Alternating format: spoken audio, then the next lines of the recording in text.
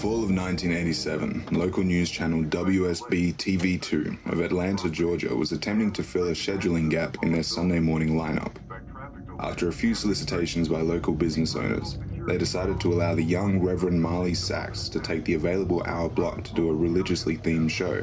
It premiered October 18th with little promotion. The show was standard religious fare and consisted of the Reverend sitting in a simple chair, reading passages from the Bible to the camera and discussing their interpretation and significance to our modern day-to-day life. The show received a reasonable number of viewers and continued to be shown into early December.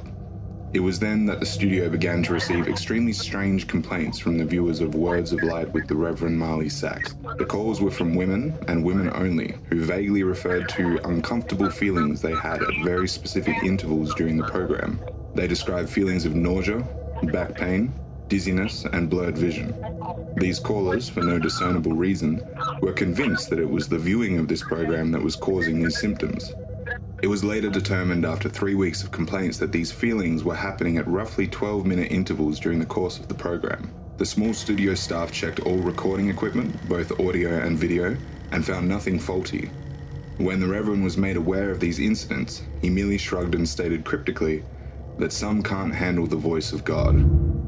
The head of the studio, at a loss to explain the cause of these complaints, decided to continue running the program. By February, viewership had dropped sharply, and it was decided to pull the plug on the show.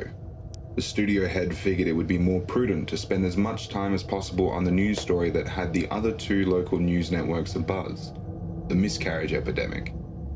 Starting somewhere in November, the number of healthy pregnant women miscarrying in the Atlanta metropolitan area had reached over 300. The CDC could find no discernible cause for this terrifying occurrence. The Reverend took the show's cancellation with what could only be described as abject indifference. When informed, he made no protests, merely nodded, almost knowingly. He left the studio after the last episode was filmed without so much as a word, and dropped off the face of the earth. No one ever heard of him again, not his former congregation or any member of the church. The studio moved on, filling the slot with an infomercial, and continued to concentrate on the miscarriage story. A year and a half later, an intern at the WSB studios discovered the tapes of the Words of Light and began going through them in an attempt to find stock footage for an upcoming piece the station was doing on the impact religion had on the city. The Atlanta incident, as the miscarriage epidemic became known in medical journals, petered out 3 months after the studio cancelled Reverend Sachs's show, and had already begun to fade from the public consciousness. As the intern went through the tapes, he accidentally made a disturbing discovery about the footage. While attempting to stop one recording at 10 minutes and 45 seconds, he mistakenly jammed the fast-forward button down. While the footage whizzed by, he attempted to pry the button with a screwdriver. Just as he succeeded, the tape stopped at 32 minutes and 1 second. The intern actually fell out of his chair when he looked up at what was frozen on the screen. The image of a badly decomposed severed head filling up the entire frame. After he collected himself, he moved the film back a few frames, then forward, and realized that his mind was not playing tricks on him.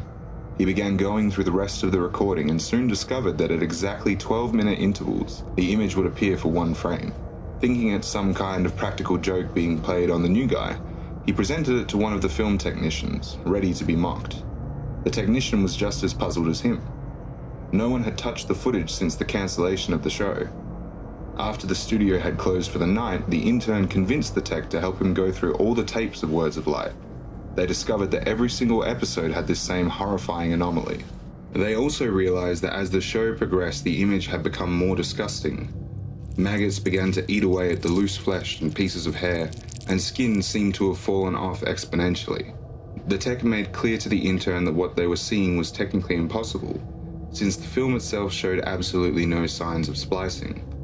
And he himself had been at every filming of the show, and knew of no time when this image could have been inserted into the frame. All of this was presented to the studio head, who, fearing some kind of backlash over allowing this to get on the air, ordered all of the tapes destroyed. He told the intern and tech that he had no interest in knowing who did it at this point, only that covering their collective asses is all that's important now.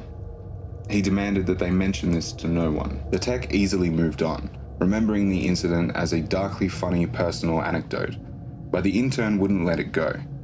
He made copies of as many tapes as he could before they were wiped, and took them to see if he could find anything else in them that might point to who did this or why they would.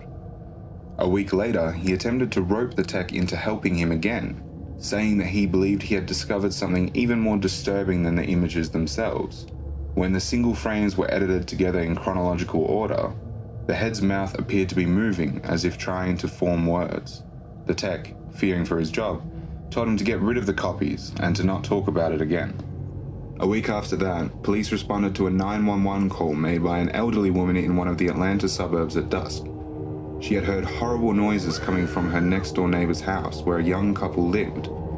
She told the emergency responder that the wife was pregnant and that she was terrified that something had happened.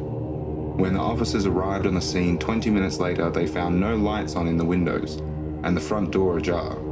They moved in slowly and made their way into the living room. Inside, they found a young woman, dead, with her abdomen slashed open. The wound was jagged, and a trail of blood led from the body to the couch on the far end of the room. There sat the husband, the studio intern, naked, the corpse of his unborn child at his feet, dying. In his hand, he held the rusty piece of metal siding he had used to gut his pregnant wife. The television was on and playing an 18-second loop of silent footage of a decomposing head mouthing some unintelligible words. The story at the police precinct to this day goes that the intern kept saying under his breath, over and over again as they led him away, "The light of God calls them. The light of God calls them."